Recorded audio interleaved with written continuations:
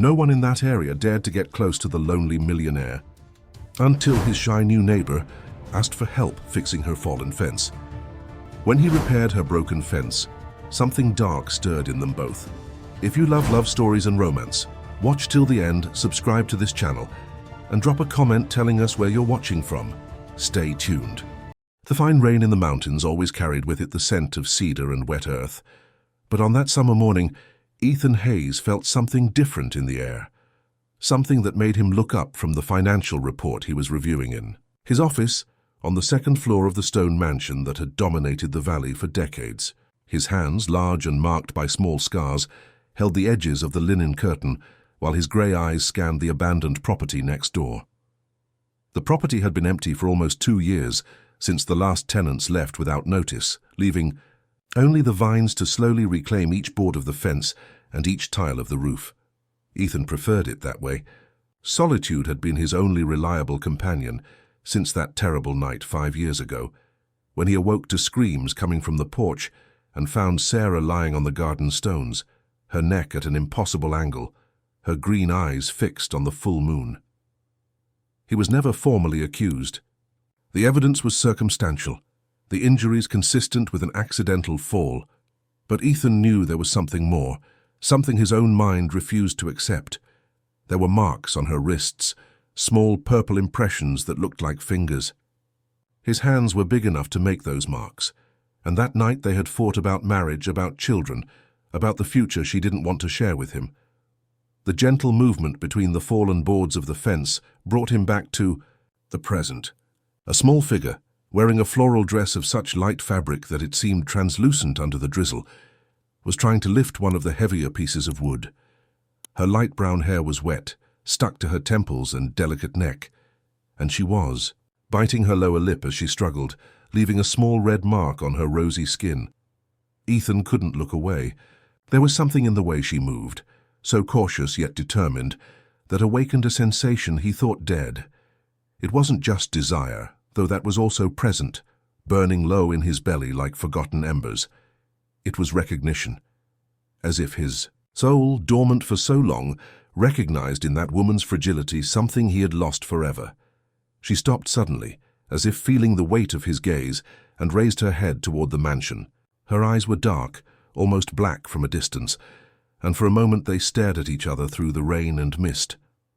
Ethan saw the exact moment she recognized him, saw the instinctive fear that crossed her face like a shadow, followed by something more disturbing: curiosity. A hungry curiosity that made her not look away immediately, as any sensible person would do. Instead, she stared at him for long seconds, her breath visible in the cold air, before lowering her head and continuing her work with even more delicate movements, as if she knew she was being watched and, in some perverse way, liked it. Ethan moved away from the window, his heart beating irregularly. He knew that feeling, this primitive need to possess, to protect, to dominate. It was the same impulse that had led him to Sarah, the same one that had destroyed him. But there was something different this time. The woman down there didn't seem innocent in the same way Sarah had. There was an awareness in her movements, a subtle provocation suggesting she knew exactly what she was doing. He went to the library where he kept the files on the neighboring property. The rental agreement had been signed a week ago by a certain Lily Morgan, 22, recently graduated teacher, from a small town whose name Ethan didn't recognize. No family references, no significant credit history, just enough money for 6 months' rent in advance, someone running from something. Ethan recognized the signs. He spent the rest of the morning discreetly observing from his office window. She worked on the fence for hours, stopping only to drink water from a bottle she carried in her floral fabric bag. Her movements were economical, efficient, but there was a constant tension in her shoulders, as if she expected to be attacked at any moment, or as if she expected someone to appear. At noon, when the sun finally broke through the clouds, Ethan made a decision he knew was dangerous. He put on a cotton shirt and jeans, slipped on the leather boots he used for gardening, and went down the trail that separated the two properties. Each step was calculated, each movement deliberate. He hadn't approached women for 5 years. He didn't trust himself to do so. But something about her called to him, something that went beyond physical attraction. It was as if she were a missing piece of a puzzle he didn't even know he was trying to solve. When he got close to the fence, she didn't immediately look up. She continued working, but Ethan noticed that her hands began to tremble slightly. She knew he was there.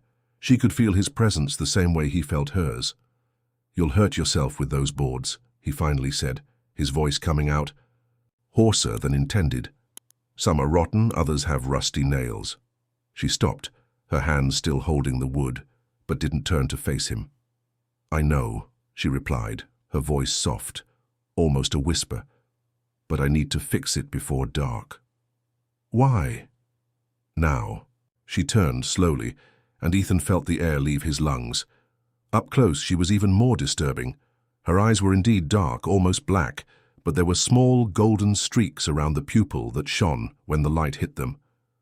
Her skin was pale, almost translucent, and there was a small scar on her chin that she tried to hide with her hair.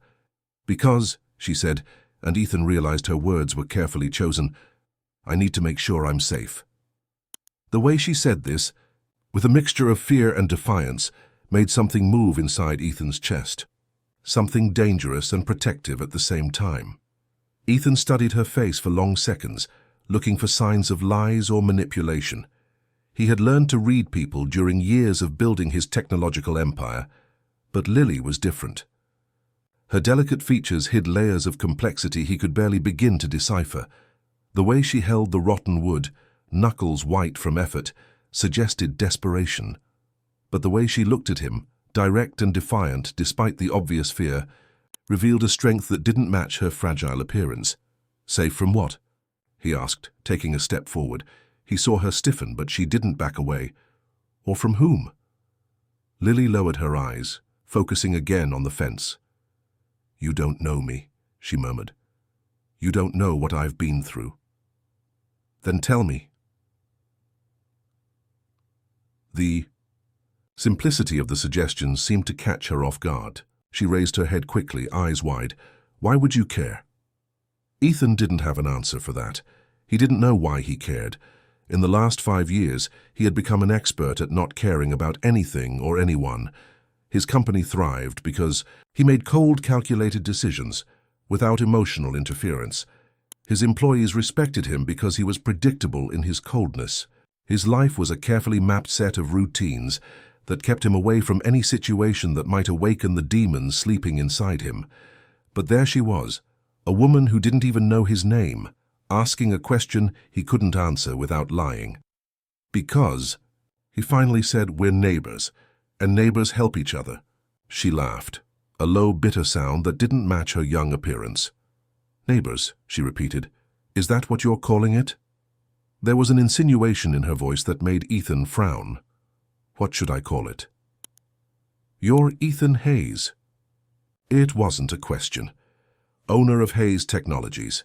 Estimated net worth of $800 million. Lived 2 years in London, 3 in New York. Came back to the States 6 years ago. She paused, and when she continued, her voice was almost a whisper. 5 years ago, your fiancé died in a fall from the porch of this very house. The silence that followed was dense, charged with tension and danger.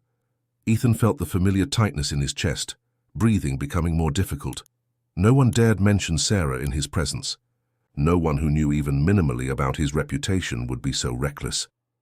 "You researched me," he said, and his voice came out lower, more dangerous. "Why?" Lily finally let go of the wood and turned completely to face him.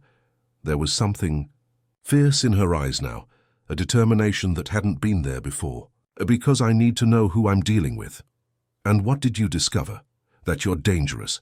The words came out without hesitation, raw and honest. "That there are rumors about you. That people whisper your name in the corridors of the company.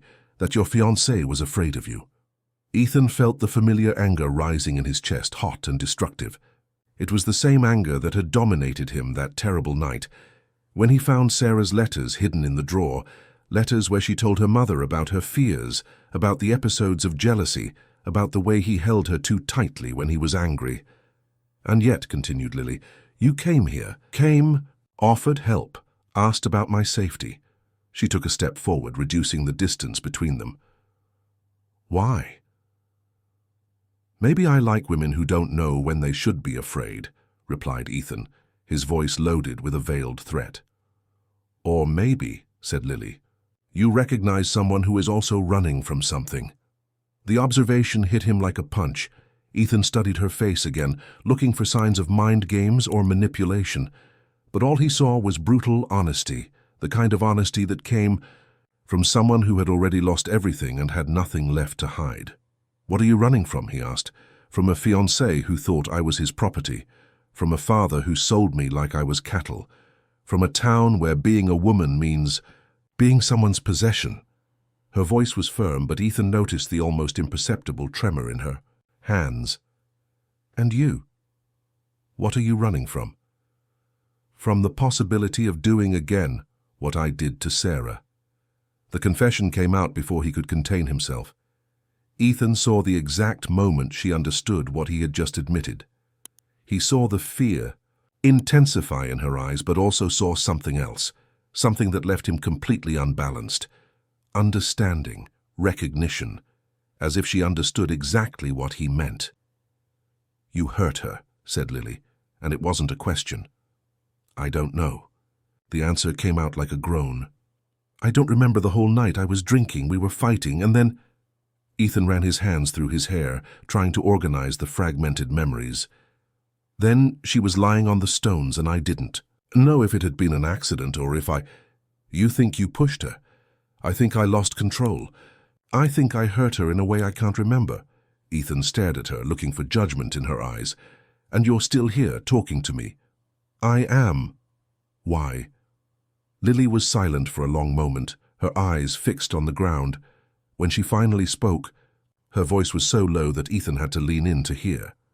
Because I recognize another wounded animal when I see one. Because I know what it's like to carry guilt we can't process. And because... She hesitated, her cheeks turning slightly pink. Because since I arrived here, you're the only person who looks at me as if I really exist. Ethan felt something move inside his chest, something he hadn't felt in years. It was dangerous, this feeling. It was exactly the kind of thing that had led him to Sarah, that had turned him into a man who could hurt the people he loved. But when Lily raised her eyes to his, Ethan realized it might be too late to back away. Maybe he was already lost the moment he first saw her, trying to fix a broken fence in the rain, vulnerable and determined at the same time. You should be afraid of me, he said, his voice husky. I am, she replied, but I'm more afraid of continuing to live like a ghost. And at that moment, Ethan knew he was completely lost. The following days turned into a dangerous dance of approach and retreat. Ethan found excuses to appear on Lily's property, a plumbing problem affecting his land, suspicious wild boar tracks near the fence, the need to install security reflectors. Each visit was sweet torture, an opportunity to observe her more closely, to try to decipher the mysteries she carried like invisible scars. Lily, in turn, began to expect him. She wouldn't admit it to herself, but she woke up every morning wondering if he would appear. She made too much coffee just to have an excuse to offer him some. She left the curtains open, allowing him to see her organizing the house, cooking, reading on the porch. There was something perverse in the way she exhibited herself, knowing he was watching, knowing her presence affected him the same way his affected her. It was on a humid Thursday that Ethan finally crossed an invisible line. He arrived at her house in the middle of the afternoon, carrying a toolbox. Saying he had noticed loose boards on the back porch, Lily received him wearing a simple blue cotton dress, her hair tied in a loose bun that let strands escape to frame her face. You don't need to do this, she said, but stepped aside to let him in. I need to, replied Ethan, and the weight of the word carried multiple meanings. While he worked, Lily remained in the kitchen, preparing a pitcher of lemonade. Her hands trembled slightly when she heard the sound of the hammer, the metallic noise of nails being fixed. There was something primitive in those sounds, something that awakened sensations she couldn't name, sensations that reminded her of the dreams she had every night, dreams where Ethan entered her room, where his large hands touched her in ways she had never experienced. Lily. His voice coming from the porch made her jump. Can you come here for a moment? She left the kitchen carrying 2 glasses of lemonade, finding Ethan kneeling beside one of the boards. There was sweat on his forehead, and the grey shirt was stuck to his chest, revealing the muscular shape of his shoulders and arms. Lily felt her mouth go dry. Look at this, he said, pointing to the wood. These marks aren't from natural deterioration. Lily knelt beside him, the glass of lemonade forgotten on the floor. The marks were small, circular, as if something had been driven into the wood repeatedly. What do you think they are? High heel marks. Someone stood here tapping their foot hard for a long time. Ethan raised his eyes to her. Someone nervous. Or angry. Sarah, whispered Lily without thinking. Ethan went still. How do you know her name? Lily felt the blood drain from her face. She had obsessively researched the death of Ethan's fiancée, read every newspaper article, every online speculation. She knew details no one should know, details that made her wake up in the middle of the night with her heart beating uncontrollably. I read about the accident, she admitted. It wasn't an accident. The words came out low, dangerous. This is where she was standing when we started fighting. Right here, tapping her heels into the wood, saying she wanted to leave, that she couldn't live with me anymore. Ethan stood up slowly, his hands closed into fists. Lily could see the tension in every line of his body, the way he fought against memories he'd preferred to forget. She was afraid of me, he continued, his voice laden with self-recrimination. Afraid of my possessiveness, my jealousy. She said I watched her constantly, controlled her every move. He looked at Lily. She wasn't wrong. And you? Were you afraid of her? The question caught him off guard. Ethan frowned as if he had never considered that possibility. Afraid of Sarah? Afraid of losing her? Afraid she would discover who you really are? Afraid she would leave? Lily stood up too, reducing the distance between them. Afraid she didn't love you enough to stay? Ethan felt as if she had just opened his chest and exposed his heart. How do you know that? Because I recognize fear. Because I also lived with someone who controlled me out of fear of losing me. Lily touched his arm, a gentle touch that sent waves of heat through his skin. My ex-fiancé locked me in the house, checked my phone, chose my clothes. He said it was because he loved me too much. And you believed him? For a while. Until I realized that love isn't prison. Their eyes met, and Ethan saw something there that left him breathless. Love is trust. It's letting go, knowing the person will choose to stay. Sarah didn't choose to stay. No, but maybe she never had the chance to really choose. Lily took another step forward, now so close that Ethan could feel the warmth of her body. Maybe you never gave her the option to love you freely. Ethan looked at her, seeing not just the beautiful young woman in front of him, but also the complexity of her traumas, the way she had rebuilt herself after being broken. There was strength in her, a strength that Sarah had never demonstrated. But there was also vulnerability, a need to be seen and accepted that mirrored his own. You're playing with fire, he said, his voice husky. I'm not a safe man, Lily. I'm not good for women like you. Women like me? Women who deserve to be loved the right way. Lily laughed, but there was no joy in the sound. You think I deserve to be loved the right way, after everything I've done? What have you done? I chose you. The words came out like a confession. It wasn't coincidence that I rented this house. It wasn't chance. I knew who you were. I knew about Sarah. I knew you were dangerous. And yet, I chose to come here. Ethan felt the world move beneath his feet. Why? Because I'm as broken as you are. Lily raised her hand, touching his face with fingers that trembled. Because when I look at you, I see someone who understands what it's like to carry guilt you can't process. Someone who knows what it's like to be afraid of yourself. Lily, I have nightmares, she whispered. About you. About us. I dream that you come into my room, that you touch me, that you hurt me and heal me at the same time." Her cheeks turned red, but she didn't look away. "I wake up wet and ashamed, wanting things I shouldn't want." Ethan felt something break inside him. All his self-control, all his careful restraint crumbled before her raw honesty. He held her wrist, feeling her accelerated pulse under his fingers. "You don't know what you're asking for," he said, his voice harsh with desire and warning. "I'm asking you to stop pretending you don't want me," replied Lily. "I'm asking you to stop treating me like I'm made of glass. If I start treating you the way I want to treat you, I don't know if I'll be able to stop." "Then don't stop." And with those words, Ethan knew there was no turning back. He was lost, and she was lost with him, in a dangerous dance that could destroy them or save them, maybe both. Ethan couldn't sleep that night. He stood on the porch of his mansion, a glass of whiskey forgotten in his hands, watching the lights on in Lily's house. She had crossed all the imaginary lines he had drawn to protect himself, and now he found himself in an impossible situation. He desired her with an intensity that frightened him, but at the same time knew that touching her would condemn her to the same fate as Sarah. Lily didn't sleep either.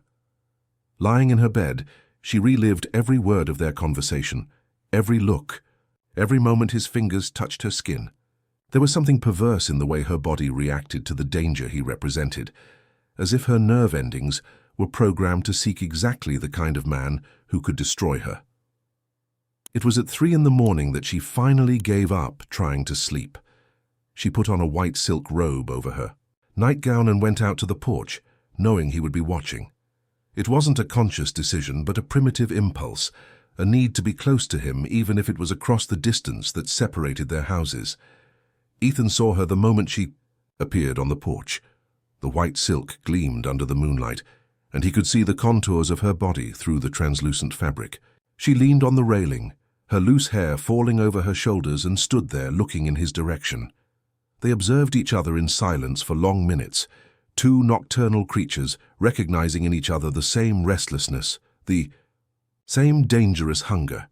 Ethan finished the whiskey in one gulp, put the glass on the floor, and descended the stone steps that led to the garden. Lily saw him approach like a shadow among the trees, and her heart began to beat so hard that she was sure he could hear the sound even at a distance. When he stopped outside the fence that separated the properties, she came down from the porch and walked to him. "Can't sleep?" she asked, her voice low in the stillness of the night. "Not since you arrived here," replied Ethan, and there was a brutal honesty in his words that made her tremble. "Should I apologize?" "You should run." "I tried running once. It didn't work." Lily approached the fence, placing her hands on the rough wood. "Besides, I have nowhere to go." Ethan studied her face in the moonlight, looking for signs of lies or manipulation. But all he saw was a young woman fighting against her own demons just like him. "Tell me about him," he finally said. "The man you ran from." Lily closed her eyes as if the words were painful to pronounce. "Jackson, owner of a pharmacy chain in town, 20 years older than me, my father's friend since adolescence." She opened her eyes, and Ethan saw anger there, a cold, controlled anger. "My father owed him money, a lot of money, so they made a deal. You were currency. I was merchandise, a way to settle a debt." Lily laughed, but the sound was bitter. "Jackson told me I was lucky, that he could have chosen any younger woman, but he wanted me because I was educated and knew my place." Ethan felt a wave of anger course through his body, hot and dangerous. "And you accepted?" "Initially, yes, I had no choice. But then I started college, met other women, other possibilities. I began to dream of a different life." She touched one of the purple marks that were still visible on her arm. "Jackson didn't like the change. He said I was becoming insolent, that I needed to learn to be grateful. He hit you." "When I questioned, yes. When I suggested I wanted to work after we were married. When I refused—" She stopped, her cheeks turning red. "When you refused what?" "When I refused to do things he wanted in bed. Things that hurt me." Lily raised her eyes to Ethan. "He said a good wife refuses nothing to her husband, that my body belonged to him from the moment we got engaged. Ethan clenched his fists, fighting against the impulse to go out right then and find Jackson. "How did you escape?" "One night, he drank too much. He was more violent than usual. He broke 3 of my fingers when I tried to defend myself." She raised her left hand, and Ethan could see the small scars where the bones had been set. "I realized that if I didn't flee that night, he would eventually kill me. And you researched me because I wanted to find someone who understood what it's like to live with violence. Someone who knew that sometimes people hurt those they love without wanting to." Lily looked at him directly. "Do you think I'm crazy?" "I think you're brave and yes, maybe a little crazy." Ethan extended his hand through the fence, touching her face. "But I recognize madness. I live with it every day." "Are you afraid of me?" she asked, covering his hand with hers. "I'm afraid of what you make me feel. I'm afraid you'll make me forget why I need to stay away from women like you." "And if I don't want you to stay away?" Ethan withdrew his hand, taking a step back. "Lily, you don't understand. I'm not like your ex-fiancé. I don't hurt women for pleasure or control. But when I lose control, when anger takes over..." He ran his hands through his hair. "Sarah was pregnant when she died." The silence that followed was dense, loaded with shock and understanding. Lily felt as if she had been punched in the stomach. "You didn't know," she whispered. "I found out afterward. The medical examiner found an 8-week fetus. She never told me." Ethan laughed, but the sound was broken. "Maybe she knew I would react badly. Maybe she was afraid of how I would treat a child. Or maybe she was waiting for the right moment to tell you.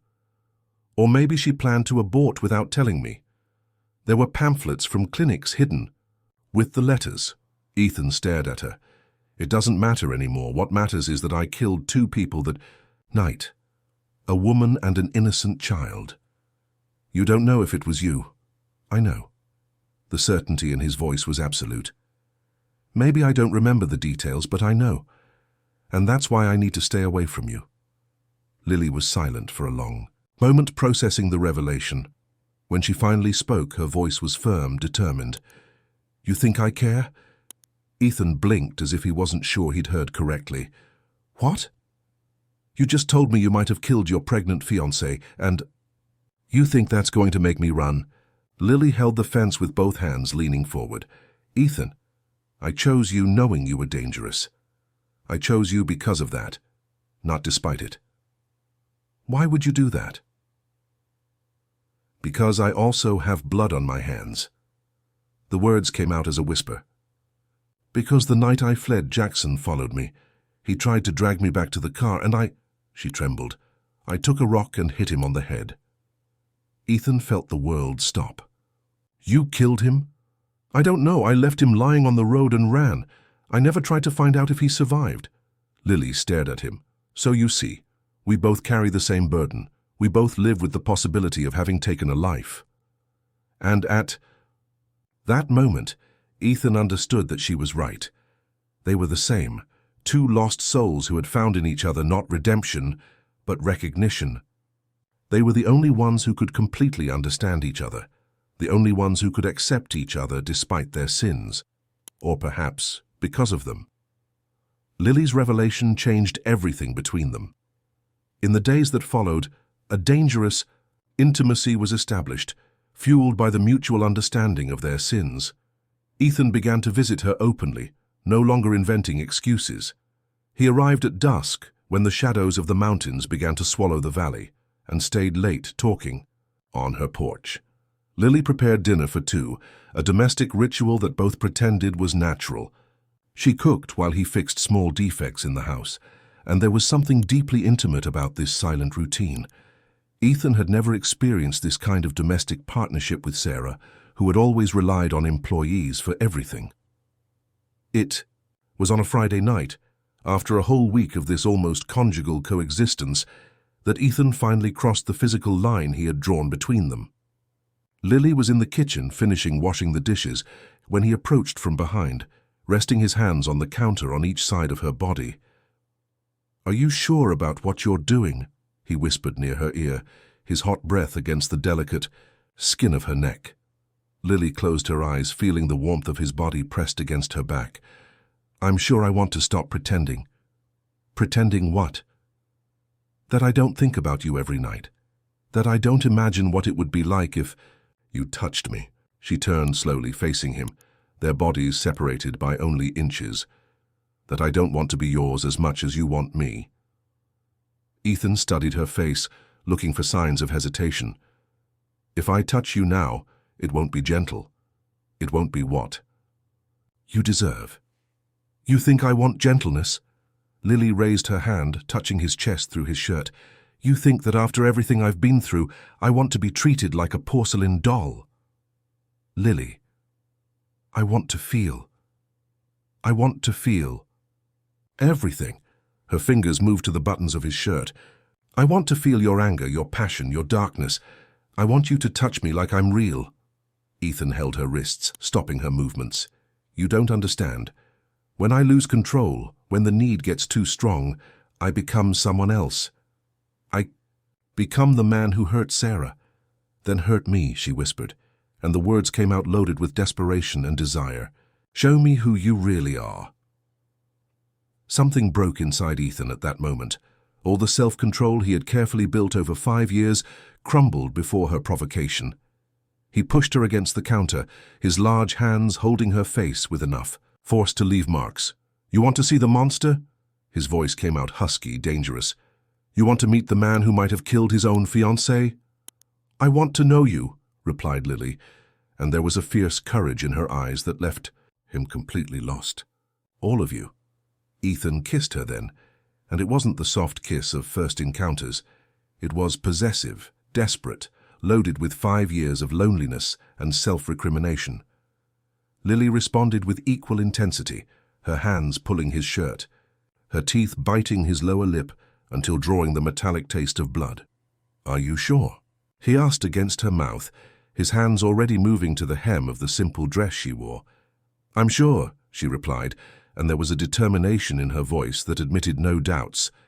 Ethan lifted her, sitting her on the counter, his hands exploring the bare skin of her thighs. Lily arched her back, a low moan escaping her lips when he found the sensitive spot on her neck. You're so small, he murmured, his large hands contrasting with the delicacy of her body. So fragile. I could break you without even trying. Then don't try, she replied, pulling him closer. Just have me. But the moment Ethan began to lift her dress, the sound of tires at the entrance to the property made them stop. Lily stiffened, instantaneous fear taking over her face. Are you expecting someone? Asked Ethan, immediately alert. No, she whispered, and he could see the panic growing in her eyes. No one knows I'm here. Ethan helped her down from the counter, his body instinctively positioning itself between her and the door. Stay behind. Me. The sound of heavy footsteps on the porch was followed by insistent knocking on the door. Lily, I know you're in there. The male voice was loud, aggressive, laden with barely contained anger. Ethan felt Lily cower behind him, her fingers digging into his arm. It's him, she whispered, and the terror in her voice awakened something primitive and protective in Ethan. It's Jackson. You said you didn't know if he had died. I said I didn't try to find out. That doesn't mean he couldn't have found me. The knocking on the door became more violent. Open this door, Lily, or I'll break it down. You think you could run from me? You think I wouldn't find you? Ethan went to the window, peering through the curtains. That tall, corpulent man was on the porch, wearing an expensive suit that didn't disguise the aggressiveness of his movements. There was a visible scar on his forehead, probably the result of the injury Lily had caused. How many are there? Asked. Ethan. It looks like just him, but... Lily trembled. He never comes alone when he's like this. There must be someone in the car. Lily! Jackson's voice got louder. You have 10 seconds to open this door, or I'll make you regret being born. Ethan turned to her, his gray eyes cold as ice. Go to the bedroom, lock the door, and don't come out, no matter what happens. Ethan? No. You don't understand. He's dangerous. He has connections, money, power. If you get involved... Lily. His voice was firm, authoritative. Go. To. The. Bedroom. She stared at him for a moment, seeing something in his eyes that made her obey without questioning. It was the same coldness that Sarah had probably seen on that fatal night, the same darkness that Ethan tried to keep contained. As Lily went up the stairs, Ethan headed to the door. There was a deadly calm in his movements, a quietness that preceded the storm. He had spent 5 years hating himself for his capacity for violence, 5 years trying to suppress the monster that lived inside him. But now, with Lily in danger, Ethan realized that maybe it was time to stop fighting against his own nature. Maybe it was time to accept that some monsters existed for a reason. Maybe it was time to protect what was his. He opened the door, and Jackson found himself face to face, not with the fragile woman he expected to dominate, but with a man who had killed before and was perfectly willing to kill again. "You must be the idiot who thinks he can hide my property," said Jackson, trying to push Ethan to enter. Ethan didn't move. "Your property isn't here. Lily is my fiancée. She belongs to me." Jackson tried to force his way again. "Get out of my way before I make you regret it." Ethan smiled, and it was the most dangerous smile Jackson had ever seen. "I'd love to see you try." The confrontation between Ethan and Jackson lasted less than 5 minutes, but it was enough for Ethan to rediscover how easily violence came naturally to him. Jackson had brought 2 men, as Lily had predicted, but they weren't prepared to face someone with the military training Ethan had received in his youth, much less someone fighting to protect the woman he loved. When it was all over, Jackson was on the porch floor, his broken nose bleeding profusely while his henchmen fled to the car.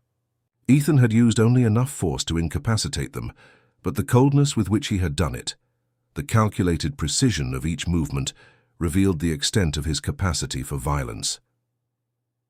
"If you come back here," said Ethan, his voice low, "and deadly, if you try to contact Lily in any way, if you even think about her again, I will find you, and next time you won't be able to get up." Jackson spat blood, his eyes full of hatred and fear. "You don't know who I am. I have lawyers, contacts in the police. I'm Ethan Hayes. You can look up my name when you get home. You'll find I have more money, more influence, and much less to lose than you." Ethan crouched beside him. "You'll also find out that I've killed before and never paid for it." The fear that crossed Jackson's face was satisfying. He dragged himself to the car, helped by the henchman, and disappeared down the winding road without looking back. Ethan stood on the porch for long minutes, looking at his own hands. There was blood on his knuckles, and he could feel the familiar sensation of adrenaline running through his veins. It was the same sensation he had felt that night with Sarah, the same cold clarity that came when violence was necessary. "Ethan?" Lily's voice whispered from the door brought him back to the present. He turned, and she could immediately see that something had changed in him. His eyes were different, darker, as if a part of himself that he had kept carefully buried had finally emerged. "He's gone," said Ethan, his voice still carrying the coldness he had used with Jackson. "He won't bother you anymore." Lily approached cautiously, seeing the blood on his hands, the marks on his shirt where the henchman's fists had hit. "Are you hurt?" "It's not my blood." The words carried a weight that made her stop. Lily studied, his face looking for signs of the gentle man who had been in the kitchen with her minutes before. But all she saw was the predator that had emerged to protect her. "You're afraid of me now," said Ethan. And it wasn't a question. "No," she replied, and was surprised to realize it was true. "I'm afraid of how I felt when I saw you defending me." Ethan frowned. "How did you feel?" "Protected, wanted, as if I finally belonged to someone who valued me enough to fight for me." Lily took another step forward. "Jackson would never have done that. He possessed me, but he never protected me. You saw what I'm capable of doing. You saw how easy it is for me to hurt people. I saw you using your strength to protect me. I saw you controlling your violence instead of letting it control you." Lily touched his arm, feeling the muscles still tense from the fight. "That's the difference between you and him.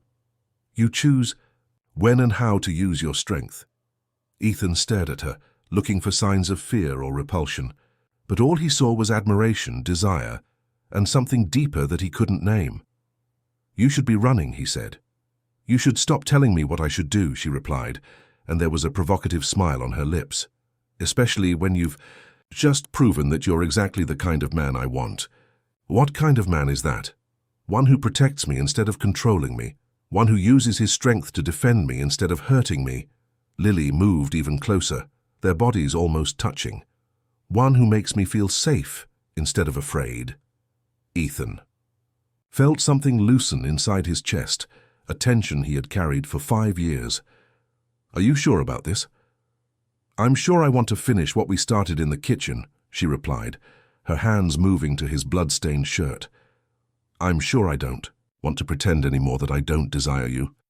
Ethan observed her for a long moment, seeing not just the beautiful young woman in front of him, but also the strength she had demonstrated in confronting Jackson indirectly through him. There was courage in her, a courage that Sarah had never demonstrated.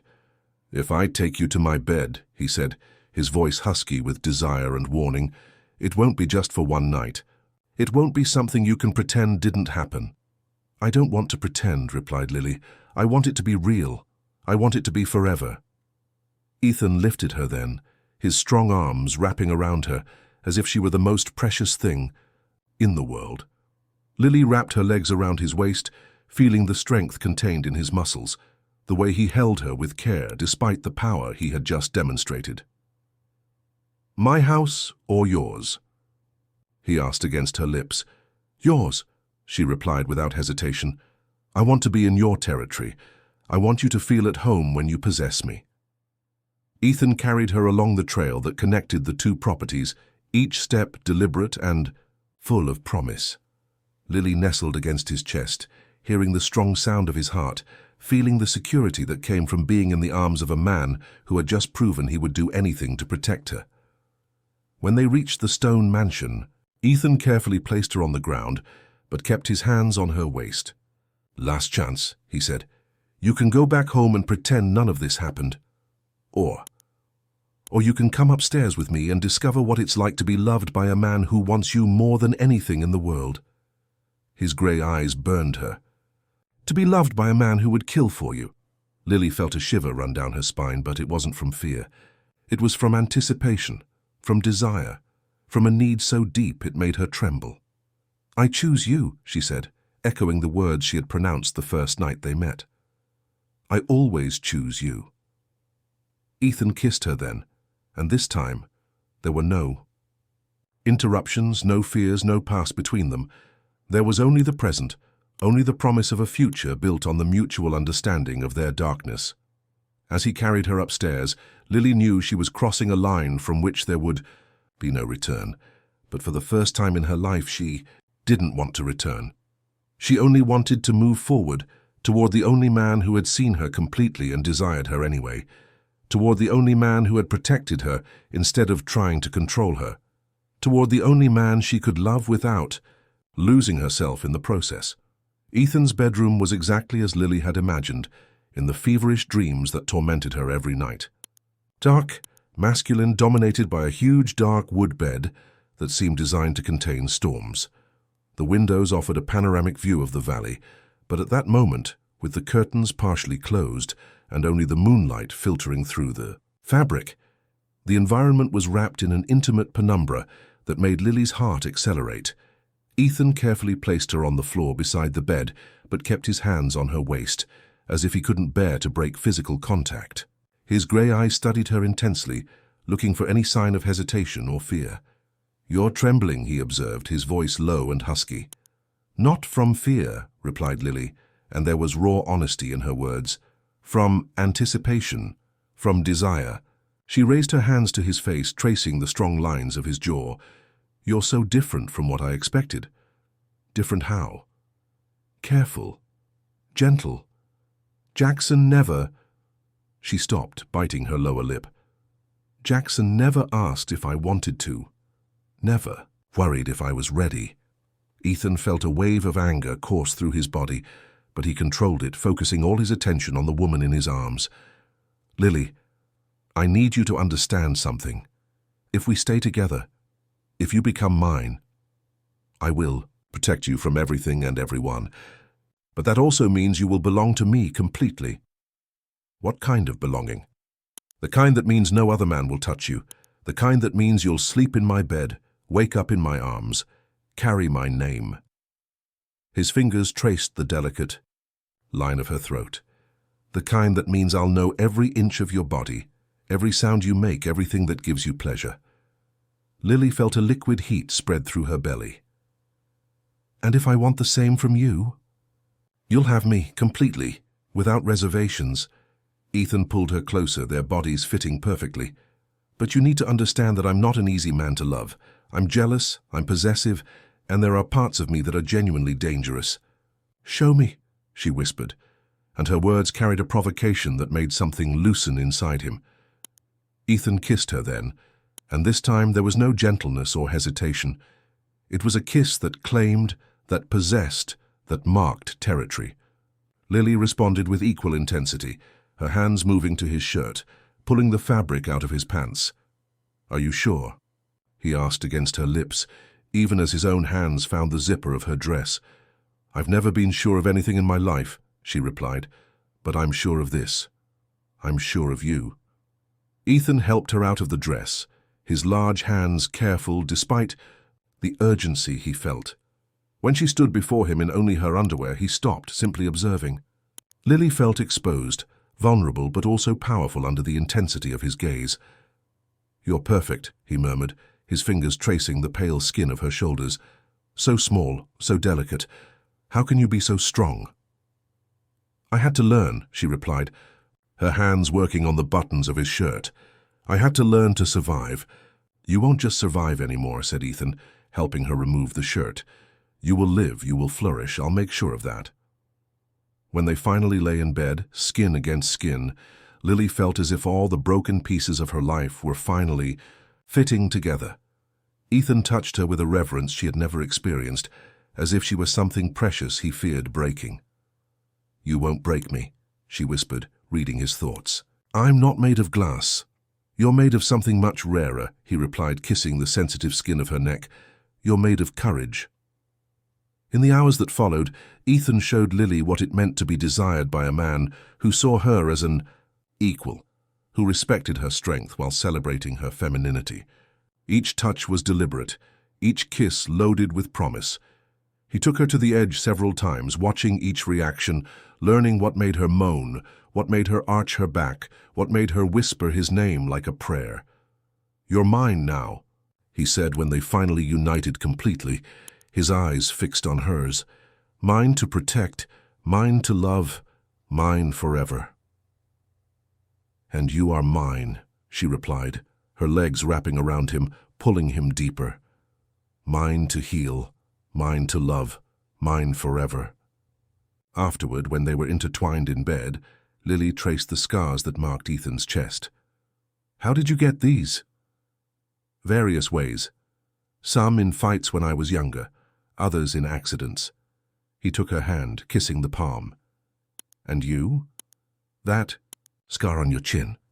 Jackson, the first time I tried to question a decision of his, there was no pain in Lily's voice, only acceptance. It wasn't the last." Ethan kissed the small mark as if he could erase the memory with his lips. "He will never touch you again. I promise." "I know," she said, and there was absolute confidence in her voice. "For the first time in my life, I feel completely safe." They were silent for a while, just existing in the moment, in the perfection of finally having found someone who completely understood them. But then, Ethan remembered something that had been bothering him. "Lily, I need to tell you something. About the night Sarah died." She propped herself up on her elbow, studying his face. "You don't need to." "I do. You deserve to know the truth." Ethan took a deep breath. "I remember more things now. Not everything, but more. We were fighting about the pregnancy. She had told me that day, but she also told me she was thinking about an abortion." "Why?" "Because she was afraid I would be a terrible father. Because she was afraid I would treat a child the same way I treated her." Ethan closed his eyes.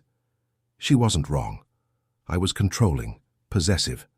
I monitored where she went, who she talked to.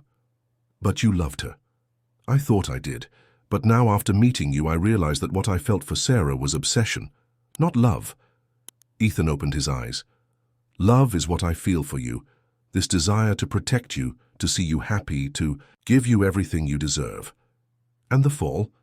We were on the porch fighting. She said she was leaving, that she was going to abort and never wanted to see me again. I tried to hold her, prevent her from leaving. I held her wrists, maybe too tightly. Ethan stopped, the memories still fragmented. I remember her struggling, trying to break free, and then nothing.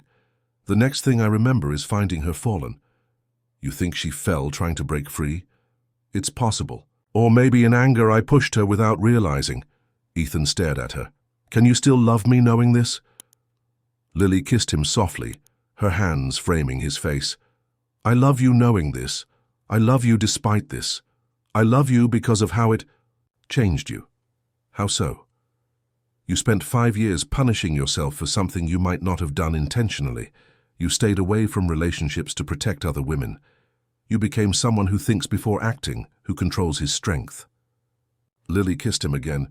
You became the man I need. And at that moment, Ethan finally understood what he had been looking for all his life. It wasn't redemption for what he had done. It was acceptance. It was unconditional love. It was someone who saw him completely and chose him anyway. It was Lily. The days that followed that transformative night were the happiest Ethan had experienced in years. Lily officially moved into the mansion, bringing only her few possessions, but filling every room with her vibrant presence.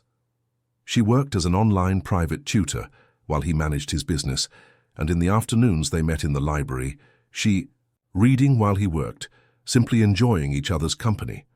But their happiness was interrupted on a grey Tuesday morning when Sheriff Michael Barnes appeared at the mansion door, accompanied by 2 investigators. Ethan immediately recognized the man. He was the same one who had investigated Sarah's death 5 years earlier. Mr. Hayes, said Barnes, his voice formal and cold, I need to talk to you about some recent developments. Ethan kept his expression neutral, but felt the familiar tightness in his chest. Developments about what? About the death of Sarah Wilson and about the incident with Jackson Miller last week. Ethan felt his blood freeze. Jackson had gone to the police. I'd like to call my lawyer before answering any questions. That won't be necessary for now. We're not making formal accusations yet. Barnes studied Ethan's face. But we'd like to ask some questions if you don't mind. Lily appeared at the top of the stairs, having heard the voices. Ethan made a discreet gesture for her to stay where she was, but he could see the concern in her eyes. Jackson Miller has filed a complaint against you, continued Barnes. He claims he was assaulted without provocation when he came to fetch his fiancée. His fiancée? Ethan laughed, but the sound had no humor. Lily isn't anyone's fiancée. She ended that relationship and came here of her own free will. According to Mr. Miller, she was kidnapped. He has documents that prove the engagement, including a marriage contract signed by her father. Ethan felt the anger grow but controlled it. Marriage contracts aren't valid when one of the parties is coerced, and Lily is of age, free to make her own choices. Perhaps, but Mr. Miller also brought interesting information about the Sarah Wilson case. Barnes took a folder from his pocket. He hired a private investigator to research your past. He found some inconsistencies in the original testimony. What kind of inconsistencies? Witnesses who weren't heard, evidence that wasn't considered. Barnes opened the folder. A neighbor who heard screams on the night of the death, but who was traveling when we did the first inquiry. She recently returned to town and sought the police. Ethan felt the ground move beneath his feet. And what did this neighbor say? That she heard a violent argument, followed by a woman's scream and an impact sound. Then, silence. Barnes stared at him. She said it was clearly a domestic fight that had ended badly. That doesn't prove anything. You always knew we were arguing. No, Mr. Hayes, but we also have this. Barnes showed a photo. This photograph was taken by Sarah 2 days before she died. She sent it to a friend with a message explaining that she was documenting her injuries. Ethan looked at the photo and felt as if he had been punched in the stomach. It showed Sarah's arm covered with bruises in the shape of fingers. Bruises he knew were from his hands. I never, he began, but the words died in his throat. Never what, Mr. Hayes? never intended to hurt her that way. Ethan ran his hands through his hair, trying to organize the fragmented memories. I held her when I was jealous, when I was trying to make her listen to me, but I never realized I was leaving marks. According to Sarah's friend, she was planning to leave you the following week. She was afraid the violence would escalate. Barnes put the photo away. Unfortunately, it seems she was right to be afraid. Lily could no longer stay silent. She quickly descended the stairs, positioning herself beside Ethan. You're assuming Ethan killed Sarah intentionally, but what if it was an accident? What if she fell trying to break free? And you are? Asked Barnes, though clearly he already knew. Lily Morgan. And I know Ethan better than anyone. He's not a murderer. Interesting that you say that, considering we also have an open investigation about an incident involving your ex-fiancé. Barnes turned to her. Jackson Miller was found on the road with severe head injuries. He claims it was you who attacked him. Lily paled, but maintained a firm posture. I defended myself. He was trying to force me to go back with him. Self-defense is understandable, Miss Morgan, but fleeing the scene and not providing assistance is a crime. Barnes paused, especially when the victim almost died. He almost died? Lily held Ethan's arm for support. He was in a coma for 2 days. When he woke up, he didn't remember much, until recently, when his memory returned and he decided to press charges. Ethan felt a cold fury grow inside him. This man stalked Lily here, tried to force entry into her house, threatened her. She acted in legitimate self-defense. Maybe. But now we have 2 cases involving the 2 of you, and deaths or near deaths. Barnes closed the folder. This creates a concerning pattern. What kind of pattern? Domestic violence, people who get in your way end up hurt or dead. Barnes studied them. It makes us wonder if you aren't dangerous when you're together. That's ridiculous, said Lily, but her voice trembled. Is it? Let's see, Sarah was in the way of your relationship and died. Jackson was in the way and almost died. How many other people will get hurt before you're stopped? Ethan felt something break inside him. It wasn't the accusation itself that destroyed him, but the possibility that it might be true. Maybe he and Lily were toxic together. Maybe their happiness came at the cost of others' safety. We're officially reopening the Sarah Wilson case, said Barnes, and we'll investigate the incident with Jackson Miller. I recommend you hire lawyers. Good. Lawyers. After the police left, Ethan and Lily remained silent in the living room, the weight of the accusations hanging between them like a toxic cloud. Do you think they're right? Lily finally asked. Do you think we're dangerous together? Ethan stared at her, seeing the fear in her eyes. Not fear of him, but fear that their love might be destructive to others. I don't know, he admitted. Maybe we're 2 wrecks that found each other and created something even more dangerous. Or maybe we're 2 people who saved each other. Lily held his hands. Ethan, I don't regret anything. Not hurting Jackson, not choosing you. Do you regret it? Ethan looked at her, at the woman who had brought light back into his life, who had made him feel human again. Never, he said. But maybe that's exactly the problem. What do you mean? Maybe the fact that we don't regret is proof that we're exactly the monsters they think we are. Lily approached him, her hands framing his face. Then we'll be monsters together, but we won't surrender without a fight. You're willing to fight for us, even if it means facing justice? I would fight the whole world for you, she replied. The question is, are you willing to fight for us? Ethan kissed her then, deeply, desperately, as if she were the only real thing in a world that was crumbling around them. I'll fight, he promised. I'll fight for us until the end. But even as he made the promise, Ethan wondered if the end wasn't coming faster than either of them had anticipated. The days following the police visit turned into a race against time. Ethan hired the best criminal lawyers in the country, while Lily worked tirelessly to gather evidence that proved the abusive nature of her relationship with Jackson. They knew their lives depended on being able to prove that their actions had been justified. It was during a night of endless research that Lily made a discovery that changed everything. Searching through the files she had brought from her hometown, she found something she had completely forgotten. A voice recording on her old cell phone made the night she injured Jackson. "Ethan, you need to hear this," she said, entering his office with the device in trembling hands. The recording was somewhat distorted, but the voices were clear. Jackson saying terrible things, threatening not only to hurt her but to kill her if she didn't come back to him. Lily begging him to leave her alone, screaming in pain when he grabbed her forcefully. And then the sound of impact, followed by silence. "You had the phone recording during the attack?" asked Ethan, incredulous. "I had called emergency, but the call dropped. The phone kept recording without me realizing." Lily sat heavily in the chair. "This proves it was self-defense, doesn't it?" "It proves much more than that," said Ethan, studying the file. "It shows he went there with the intention of hurting you, that he attacked you first." But even with this evidence, they knew they still faced a greater obstacle: Sarah's case.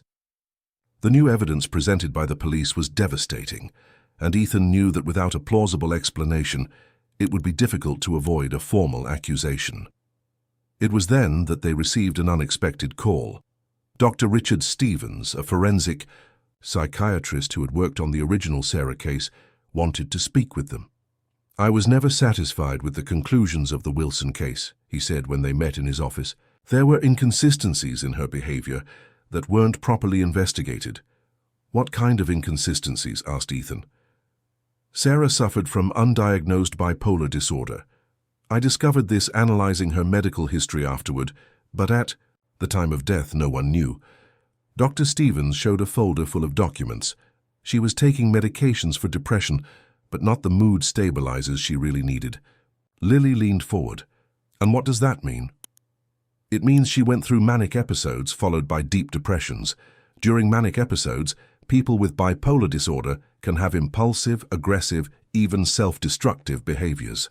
Dr. E. Stevens paused.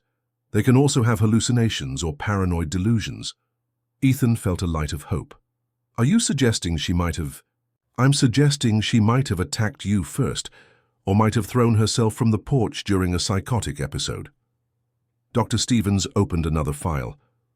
"I found medical records showing she had attempted suicide at 17, jumped from K Bridge, but was saved by a fisherman. Why wasn't this mentioned in the original investigation?" "Because the family hid it. Mental disorder is still taboo, especially in high-class families." Dr. Stevens stared at them. "But there's more. I spoke with the maid who worked for Sarah. She remembers Sarah talking to herself, having conversations with people who weren't there. Erratic behavior that increased in the weeks before the death." Ethan felt as if an enormous weight had been lifted from his shoulders. "So it's possible that I didn't kill her?" "It's possible that you were a victim of circumstances as much as she was, that your fragmented memory is the result of the trauma of finding someone you loved dead, not the guilt of having killed her." The following weeks were an emotional roller coaster. With the help of Dr. Stevens and Lily's recording, their lawyers managed to build a solid defense. The investigation into Sarah was officially archived when more evidence about her mental disorder came to light, including a diary where she talked about voices telling her to do things.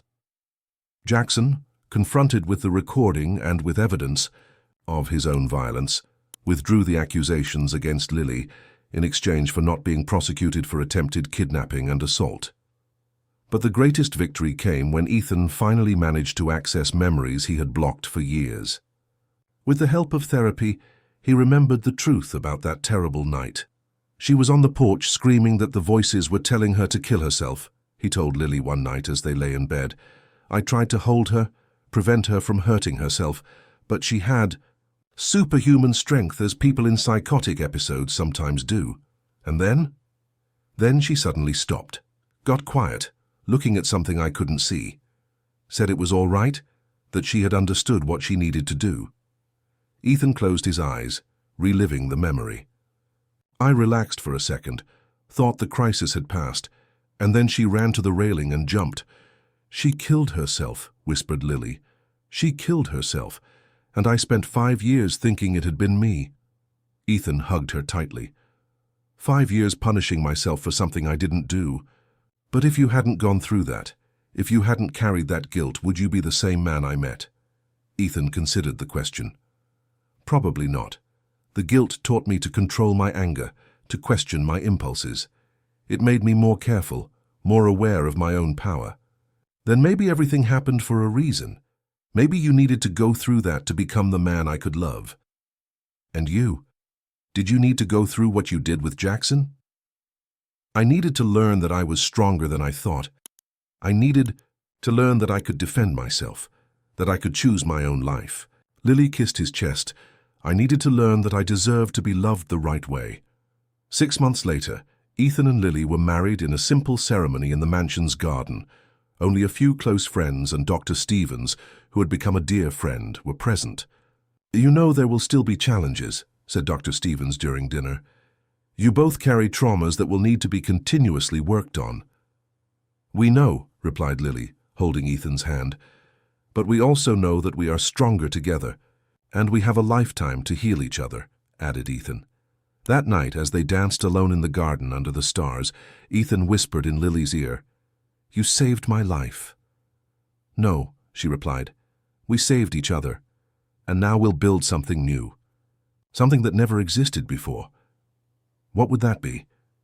A love that isn't afraid of darkness, a love that recognizes that we all have shadows, but chooses the light anyway." Ethan kissed her then, and in that kiss was the promise of all the days yet to come. Days that wouldn't be perfect, but would be theirs. Days built on the solid foundation of mutual acceptance, forgiveness, and the understanding that sometimes the most broken people are exactly those who best know how to heal each other. Because sometimes love isn't about finding someone who never hurt you. It's about finding someone who hurt you in a way that made you grow, that taught you to be stronger, that showed you that you could survive the pain and still choose to love. And sometimes, happy endings aren't about the absence of darkness, but about two people who decide to face that darkness together, transforming it into something beautiful. 2 years after the wedding, Ethan woke to the soft sound of Lily humming in the kitchen. The smell of coffee and homemade bread rose up the stairs, mixing with the scent of jasmine she always carried with her. He got up slowly, looking out the window at the garden they had transformed together. Where before there were only the old rose bushes that Sarah had planted, now lavender, sunflowers, and daisies bloomed, flowers that Lily had chosen because they carried light. He went downstairs and found her stirring something in a pot, her, hair tied in a messy bun, wearing one of his shirts over cotton shorts. 2 years of marriage and she still took his breath away. He approached from behind, wrapping his arms around her. "Good morning, Mrs. Hayes," he murmured against her neck. "Good morning, possessive husband," she replied, nestling against him. "Sleep well?" "Better than I have in years. You?" "I dreamed about our daughter again." Lily turned in his arms, her eyes shining. She had your grey eyes and my stubborn smile. Ethan felt his heart accelerate.